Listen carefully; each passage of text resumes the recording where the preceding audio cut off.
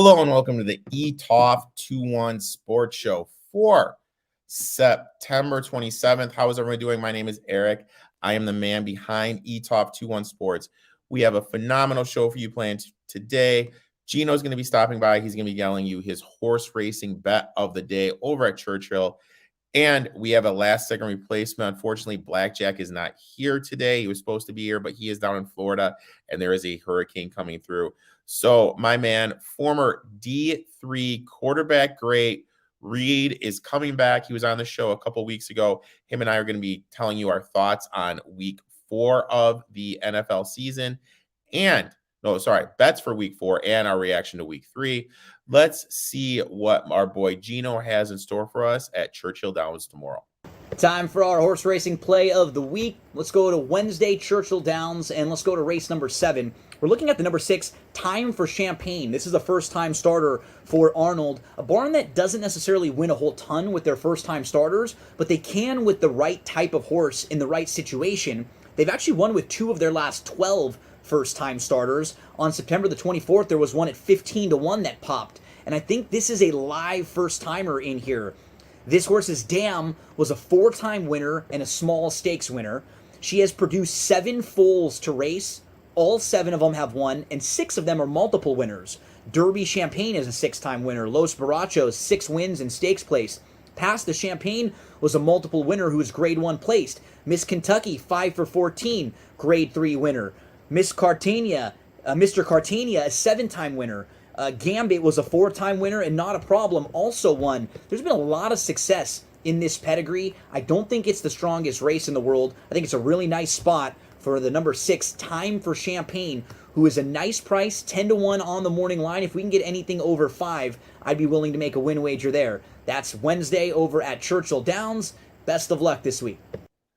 Guys, make sure you lock that bet in. Gino knows his stuff. I will also be on Gino's podcast this Friday. Him and I will be talking about week 4 of the NFL, and then him and I are going to be live Friday night and Saturday morning breaking down college and NFL on BTV. Before we bring Reed out on the show, real quick plug: if you guys are looking for a new sports book, the Etoft21sports Show is sponsored by Pointsbet. First-time users download the Pointsbet app. Use promo code Etoft21, that's ETOFT21 for your initial deposit, and you'll get 100% match bonus up to $2,000. If you're depositing more than $2,000, let me know, and I will personally take care of you. Now, let's welcome to the show the man, the myth, the legend, Reed. Reed, how you doing today, my man? I'm doing good, ET. How are you doing yourself? Doing good, doing good. You got to be sitting on top of the world being a Bears fan, being on top of the NFC North, man. How you feeling, dude? Well, I mean, one would think, but it's been a tumultuous 3 weeks. It's probably about as bad as you can feel with a 2-1 record, I'd say. Yeah, Fields didn't look great last week. Didn't look great the week before. So yeah, the stats going around. They've completed 23 passes through 3 weeks, and there's 5 receivers who have more catches than that by themselves. So it's not great, actually. Okay, so for those tuning in for the first time, basically what happens, Reed and I are going to go through, we're going to give our initial reactions, our top 3 for reactions, and yes, Justin Fields is bad this year, to week 3, and then we're going to tell you guys some bets we're looking to lock in for week number 4. Reed, what is your first takeaway from week 3? Yeah, I mean, my first takeaway is I think Baltimore is just a major contender in the AFC, and honestly, their front office kind of fumbled the bag not paying Lamar before this season. So I'll start the major contender. I think going into New England and winning by 2 scores, even though New England's not great, anytime you can do that against Belichick, I think is pretty impressive. Lamar has been unbelievable this year, playing at an MVP level. Erik, I got a question for you. So Lamar Jackson has accounted for 12 touchdowns this year, throwing and passing. How many teams do you think have surpassed that number by just the team total? Only the Lions? None. No team has more than 12. Really? Yeah. So Lamar Jackson just leads the NFL in touchdowns. He's been great. If their secondary doesn't have multiple coverage breakdowns against the Dolphins, leaving guys wide open, they're 3-0 and people are talking about them a lot more. I think their secondary is like a concern, but man, like I think their offense is special, and yeah, they're gonna have to pay him a lot more than if they'd paid him before the season. So it's kind of like Judge and the Yankees. Like they might regret not paying him before. This is my only thing, and don't get me wrong, I am heavily invested. I have the Ravens at 20-1 to win it all. I love this team. My one worry is this, and you kind of hinted at it, the secondary. Yeah, it's not great. I mean, you let Mac Jones throw for 302. That's a little bit worrisome for me. But I love this team. I feel when Dobbins comes back, their run game is so advanced that they can't just pick up these dudes off the street like who they get, Kenyon Drake. They need someone that's been around. Yeah. I think like once Gus Edwards gets back and you got Edwards and J.K. Dobbins, this is just going to be a beast of a backfield. So I love the Ravens. I think they're one of the better teams, but the secondary is a little worrisome for me. Yeah. My next one, the Detroit Lions. Now, here's my thing. For those who don't know, I am a long-suffering Detroit Lions fan. Long-suffering Detroit Lions fan. And I said before the game that this game would show me if the Lions were for real. Did they take that step forward to become a playoff team, to win the North? And they were the same old Lions. With 8 minutes to play, they're up 24-14. Playoff teams win that game. They don't give up 2 touchdowns in the last 8 minutes to lose. 4th and 1, ball on the Vikings 13. You're up 10. Do you kick the field goal or do you go for it and get stuffed? With DeAndre Swift out and you have your backup, Jamal Williams, back there. You go for it. They went for it. They get stuffed. I want to take the points there because at least then it's the pressure of having to score 2 touchdowns. I wanted to kick the field goal in that situation. Yeah. Then they force a turnover on down. So they get the ball flipping back. The Lions get the ball back. I'm here watching the red zone. My chest is out. I'm pumped up. I'm ready to go. And then on 4th down, and I think it was like 3, then they decide to kick a 54-yard field goal. They miss the field goal, go down, blowing coverage, touchdown Vikings. Vikings win. Lions won't be a playoff team until they learn to win. This was a game they needed to win to make the next step. And that game right there showed me the difference between the Lions coaching staff and the Dolphins coaching staff. Because that Dolphins coaching staff has come in and they've taught that whole team how to win. Lions still inventing ways to lose. And that's a game that you should never lose if you're a playoff team. Because I have news for you guys. The Vikings are not that good. I have not been impressed with the Minnesota Vikings at all. And that's a game you need to win. That's my Lions rant. Yeah, I would agree. I know a lot of people like Campbell because he's kind of funny and everything, but he makes some like really questionable decisions. Like he still coaches like they're like the team that like is not supposed to win at all. And so do you think that like hampers them? Like I believe like week 1 he kicked an onside like kind of like just I randomly. have no idea what he's doing half the time. I don't think he does. Yeah. I think he gets too amped up. I think he's overrated. That was the game you needed to win. And that game was a typical same old Lions losing a game you should not lose. You're up 14. You're up 10 with less than 10 to play. You're up 10 with less than 10 to play. You have to win that game if you are a playoff team, especially with how good your offensive line is playing. So yeah, I am so frustrated as a Lions fan because to me, they're the same old thing that they've been for the last 20 some odd years after that loss. What's your number 2, my man? All right. Everybody needs to get out like a pen and paper. and put in the address in Jacksonville and write the Jaguars and Trent Baalke an apology, including me. A lot of people clown this team for signing Christian Kirk to a 4-year, $72 million deal, and he's all more so than lived up to it. He's got 270 yards and 3 touchdowns this year so far. I like, even if they had to overpay a little, like they just got Lawrence, like capable, competent receivers. They had guys running into each other last year, and it's like paid big dividends.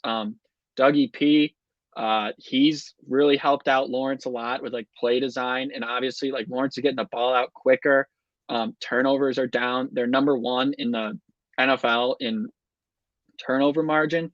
And another thing with the Kirk signing, like not only did he like honestly got like somewhat like good, he got good value with Kirk, and saw that like the Cardinals were misusing him. He blew up the whole receiver market, and the team in their division, the Titans, who's their main competition to win the South, which I think the Jaguars not only can, I think they will. Like they had to trade Brown, and Traylon Burks is like, he's okay, but he's no AJ Brown. AJ Brown's unbelievable, and so like he basically forced the Titans to get rid of their best playmaker. And Henry's not what it is. So it really worked out for them. A lot of people didn't love the Trayvon Walker. He's looked solid. Devin Lloyd is looking good. They lead the league in takeaways on defense. And Trevor Lawrence finally looks like the prince that was promised. 70% completion, 6-1 touchdown, 103 rating. And the biggest upgrade, they got rid of Urban Meyer. So I think a lot of the Jags really just turn it around in a year. They look good. I mean, I know the Chargers are banged up, but they beat them to a pulp. I'm going to say this. I am so glad my buddy Brad talked me into taking the Jaguars at 14. I think we got at 14 or 18-1 to win that division back in the summer. That's looking good. It's amazing what happens when there's an adult in the room. Christian Kirk playing lights out. And I'll say this right now. My favorite player in the NFL, James Robinson. Oh, what a beast. Coming off the Achilles. For him to come back and do what he's doing, he's supposed to be what Cam Akers is supposed to be. You know what I mean? Like he kind of got lost in the mix, undrafted, torn his Achilles. Everyone said he's done. Everyone said, "Oh, this is Etienne's backfield." Now Travis Etienne is a situational third down back. And I don't even think Etienne's like that bad. Like he's like, when he gets the ball, like he's got a burst and everything, but Robinson's just so good. It's absolutely insane what this guy's doing, and I absolutely love to see it. My takeaway number 2, okay? The Buffalo Bills need to run the football if they want to win a Super Bowl. Josh Allen was 42 for 63. He threw the ball 63 times.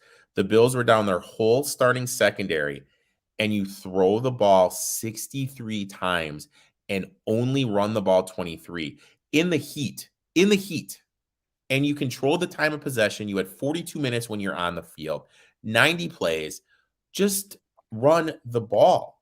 You brought in Aaron Cromer to install his own system. You got not 1, but 2 guards that have top 13 PFF grades in run blocking. And you're throwing the ball 63 times. Their last 5 games of the year last year, they started to run the ball more. Offense looked a lot better because they were running the ball, because they were resting their defense. You have to be able to run the ball. Josh Allen cannot be your leading rusher with 8 attempts for 47 yards. You drafted James Cook in the 2nd round, elite zone runner. You have Aaron Cromer, elite run scheme designer. You can't throw the ball this many times. Ken Dorsey, I don't even know what that game plan was. That was an awful game plan. That one's on him. You have to be able to run the ball, the Buffalo Bills, if you want to win a ship. Yeah, I mean, it also like really showed like on that last like goal line stand by the Dolphins, like they couldn't punch it in from the 1, and like you kind of thought like, okay, well, like Miami had their fun, but Buffalo's going to score here, and then yeah, I agree. You kind of saw it last year too, even when Dable was I mean, if you remember that game, like in the wind when it was like 50-mile-an-hour winds, and the Patriots are like that they started running it like 20 times. Yeah, that's when the offense looked better. Maybe that's what maybe they learned sooner. But I'm just so like that right there opened the eyes that Ken Dorsey could be a little bit over his head with his play selection because that play calling was awful. And I'm going to say it. If Tua made some of those throws that Josh Allen did, because people hate Tua, and I'm one of them, his name would be dragged in the mud. Some of those throws Allen were attempting were complete garbage. Takeaway 3. Yeah, this kind of is going off my last one slightly, but I think for a team that I thought could win the Super Bowl beforehand, the year and like on paper was great. Like it is panic button time for the Los Angeles Chargers. Not like necessarily because of like their play and everything, but they are so banged up right now. And like if they're not even as banged up in that game as they are going to be going forward, they lost Slater for the year and they got killed by the Jaguars. And they're not losing Slater and Lindsey, your center, that's absolutely huge. Not to mention Bosa's out for a while, or for at least a few weeks. JC Jackson, he's coming off ankle surgery before the year, and that same ankle's inflamed. That's why he's not like playing. Keenan Allen, he's now that once he's all like he's either healthy for a year or not, it seems like, and once that hamstring gets a little tweaked, like that's going to be something to look out all year. And they really only had like one true like speed deep threat in Guyton, and he just tore his ACL. Lombardi is already like somewhat of a cautious like play caller with a lot of short passes, even though Herbert's got a cannon. And Herbert, like who knows what he's going to be like. If that's what he's like against the Jaguars for the rest of the year, because of his ribs, they're going to be in a bad spot because he didn't look like the same guy. Yeah, and he needed a paint. And then what's Staley doing, keeping him in at the end of the game? Yeah, I mean, he should have kept him out. Like, I think my main thing for them is they're not running the ball. Eckler is a zero factor in this offense right now. Eckler is an absolute zero factor in this offense. I'm pulling up Eckler's stats right now. Okay, how many rushing attempts? Let's do you think? Guess what Eckler's stats are for the year? Rushing? Yeah, rushing. Through 3 games, I'd guess 13 carries and 52 yards. 21 carries for 131 yards. That's a game for some. That's a game. Yeah. I mean, their next. Oh no, sorry, that's receiving. My fault. 32 carries, 80 yards, averaging 2.25 per carry. I'm going to say it. You drafted that kid for Texas A&M. He hasn't played yet. You need to give him a run, dude, because you need something for that offense. And now you have down offensive linemen. You're right. I'm sitting on them 24-1. I'm a little worried about my Chargers share. My takeaway number 3 is this.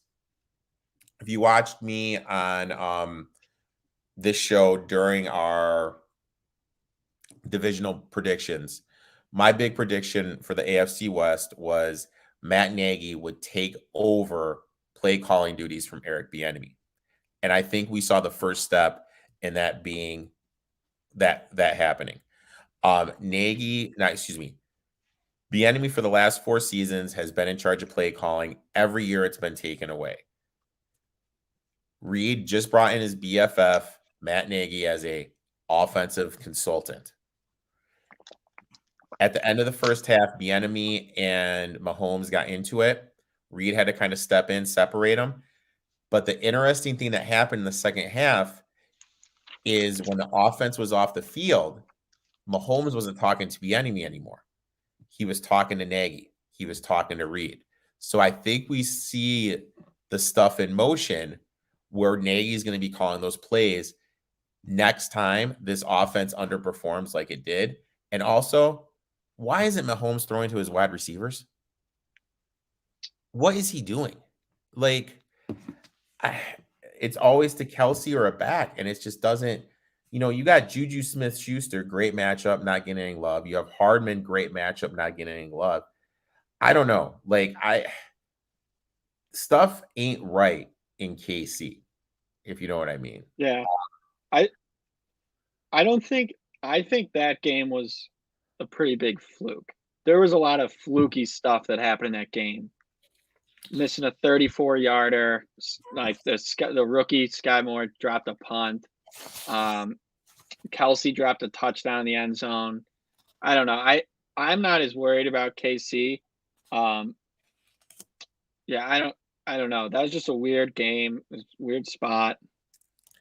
Hey, if you watched Uncle Rico on Gino's live stream, this live stream last week, and on the BTV live stream, he gave out Colts +7 and still told everyone to hammer it, Colts +5.5. So I absolutely love that. Now let's switch our attention over to bets. Each of us have 3 bets for this upcoming week 4. Reed, first bet. Yeah, I'm going like this Thursday. I like Cincinnati -3.5 over Miami.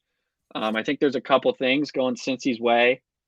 First of all, like, short week, being at home's always an advantage. But then you kind of compound that with you touched on it earlier. You said Buffalo was on the field on offense for 40 minutes on Sunday in that heat. Miami's defense was out there for 40 minutes in that heat. 90 plays. 90 plays, yeah. On a short week on the road against, very good weapons and a good passing attack. I think that's going to spell trouble for them. They're kind of the media darling right now. A lot of people are buying the Miami Dolphins. And I think there's like a couple other things. Sky Moore did play for Western Michigan. And I'm rocking the Michigan hoodie right now. Let's go, I think there's a couple other things. That was like the biggest win the Dolphins have had in a while. And teams off like emotionally high wins, it's hard to like come back down and like get ready for the next game. And Tua, not to mention Tua was like banged up. They said he wouldn't have practiced today if they did have practice. So I think there's a lot of things going. I think since like a lot of people are riding high in Miami, I think Cincinnati is going to catch them this week. Also, favorites on Thursday Night Football, 56% ATS. So yeah, I locked that in. I got that at 3. It's about 3.5 and 4. I'd still play it in the market. My first bet, I'm sorry. There's always certain coaches I love backing as dogs. These guys just know how to motivate. We absolutely crushed him last week when we got him at +2.5. We're on him again this week at +3.5. Give me the Titans. Vrabel, 61% ATS as a dog. Last 3 seasons, Vrabel, 67% ATS versus right. Last 2 seasons, 3-1 ATS versus right. Per Football Outsiders, the Colts are the 30th best team in DVOA, 25th DVOA defending opposing running backs. Henry is going to be able to absolutely run all over this defense. And we saw once you run the ball, once the Titans are able to run the ball, that opens up the play action game. The offense looks a lot better. The Colts are 27th DVOA defending the pass. I think this is a great matchup. Give me the Titans +3.5. And this is just, we're fading the Colts after they got a big win. And you hit the nail on the head. There was nothing impressive about that Colts win. Yeah. I don't like the play calling I'm getting from Frank Wright. Jonathan Taylor isn't getting the ball enough. The offensive line was supposed to be a top 5 unit. It's performing like a bottom 10 unit. As much as everyone talks about these other teams, there's some serious issues going on in Indy. I like the Titans here. Give me the 3.5. I like that one as well. What is your second bet? All right. I kind of touched on them earlier saying I like them. I like the Ravens +4 here. At home, Lamar Jackson 6-1 against the spread as an underdog. I think like both offenses are going to score in this game. I think both secondaries. Now, Buffalo's secondary and healthy is good, but they're all banged up right now. Lamar doesn't have like a true number one, but I think Bateman is a very good player. He can play. Duvernay's got talent, and obviously you have Andrews. And then I don't know. There's a lot of frustration out of Buffalo in that last game. Like some like cracks. You saw Dorsey whipping the tablet at the table. I thought he called it. Like I said, I thought he called an awful game. You probably realized that he like blew it for him. I don't know. I just, I think both teams are going to score here. I like Baltimore a lot, and I can get 4 points with them at home. Yeah, like I'm going to take that. I think people are kind of realizing maybe Buffalo isn't like the world beater that like no one can touch that people thought they were, and maybe like it's harder for them to play when like everyone like not as like the underdog Bills, like oh it's like the big bad Bills, and people are trying to always knock them off. I like it. I like it a lot. My next bet. And betting for me is all about getting absolutely positively dirty. Matt Rule, 3-10 as a favorite, 23%. One of the worst coaches in the history of the entire NFL as a favorite laying points. As a favorite, Baker Mayfield, 11, 22-1, 33.3% ATS. So neither the coach nor the quarterback have shown that when they're laying points, they cover as a favorite. Flip side, Kyler Murray, 17, 9-2 ATS as a dog. That's 65%. Cliff Kingsbury, 19, 9-2 ATS as a dog. That's 68%. Carolina, 27th DVOA versus opposing tight ends.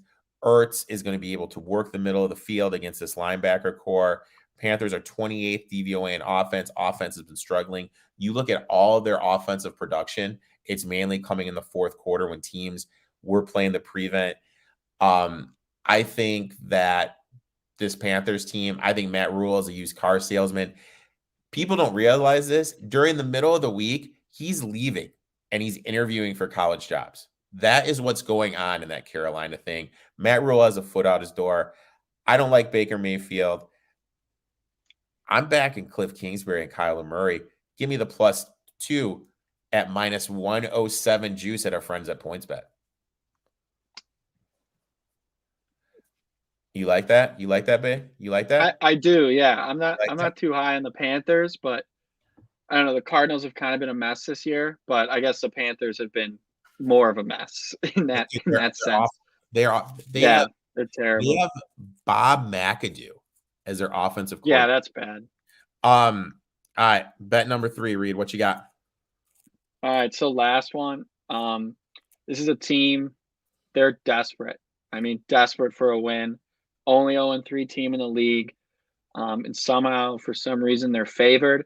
But that's kind of why I like them. Raiders -2.5 at home against the Denver Broncos. This is kind of less of a bet where I'm like, oh, like I think the Raiders are a real good like football team and like they've just caught some bad breaks. It's more so like Nathaniel Hackett is an idiot, and I just like I'll go on my little Javonte Williams rant as a fantasy owner of him. Like the fact that they don't run the ball with him more is really just sickening. He's clearly better than Melvin Gordon. In their 3 games, they've attempted 42, 31, and 33 passes, yet they haven't broken 20 points yet. Like, what are you doing? Try it. Like, I know it's let Russ cook, but that's not working. Like, run the ball with Javonte Williams, establish the run, and then, like, in play action, you'll have stuff behind the defense, and they're just not doing it. Situationally, he's bad. Like, he was saved by Garoppolo or Orlovsky himself and stepping out of the end zone. I don't think Hackett's using this roster well. I know they're 2-1, but it's an ugly win over the Niners at home and an ugly win over the Texans at home. I don't know. I like the Raiders here, especially if you can get them inside of the field goal at -2.5. They haven't played a full game yet, but if they play a good half against the Broncos, I think they'll be fine. I pick neither Baker or Tua. I would just run Wildcat for the whole game. I agree with you. Broncos are a nightmare. My main thing was before the season is everyone talks about, oh, if I was the coach, I do this. I would do this. Nathan Hackett has never called plays, never designed plays, never managed a room in his life. And it's showing. And that was my big thing. That's why I told everyone to play the Broncos, not to make the playoffs. Make the Broncos under 10 wins. And it's looking great. They have 30 coaches on their coaching staff. 30. And they just hired someone to help the Nate Hackett manage a game. Yeah. He is so far over his head. It's hilarious. And like I said, this was my takeaway from last week. Javonte Williams, like you said, he's looking like a young Emmitt Smith. just dominating the field. And he's not getting the ball. Old man Melvin Gordon makes no sense. My last bet. Vikings are the biggest bluff in the league to me. Biggest bluff in the league. Give me the Saints plus the 3. Kevin O'Connell has done nothing in this league. Absolutely nothing. He came over, made all these changes, and you can tell these changes. You take out the game against the Packers at the beginning of the year. His offenses look putrid. Absolutely putrid. Justin Jefferson, where you at? He's nowhere to be found. Fun fact, do you know how many shoulder injuries to the right shoulder since entering the league Dalvin Cook has now? 5. Close. 6. 6 shoulder injuries. And for a running back, that's hard because you get hit there. That's a big deal. Those who watch the shows, we told you guys to hammer the under and rushing yards. Dalvin Cook, I think, is going to miss this game. They switched blocking schemes to a power. Madison's never ran in a power scheme in his life. I think the offensive is going to struggle this game. Saints, Lattimore is going to shut down Justin Jefferson. And you ready to get blown away. You take the 1 p.m. start times out, okay? So you look at every other time you can start a game.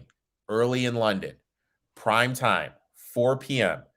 Kirk Cousins, 43% ATS. So when he's able to hide at 1 o'clock, he's balls out. He's money. But when you put him where he's on the main stage, the early game, the late game, a primetime game, he struggles. As a favorite, take out the 1 p.m. games, 42%. The Vikings are 26 DVOA on defense, 31st DVOA versus the run. Saints are 13th DVOA running the ball. I think this is the game Kamara gets right. Kamara looks like his old self. Give me the Saints to go to London, plus the 3, right the ship, and get this Vikings team back where they belong. And I'll tell you guys this. I told you guys to play the Vikings not to make the playoffs. If you guys missed it, play them not to make the playoffs. This team is the biggest bluff in the whole league. Reed, I'd like to thank you for coming on to the show. Why don't you tell everyone where they can find you on social media, my man? Yeah, RBNucci12 on Twitter. I think it's on the screen. And also on the gram, dude, at Reed Bianucci. Guys, guys, make sure you give Reed a follow. Next week, DB Better 21, aka David's going to come on. We're going to break down some MLB playoffs and talk NFL. Thanks for tuning in. Until next week, boys and girls.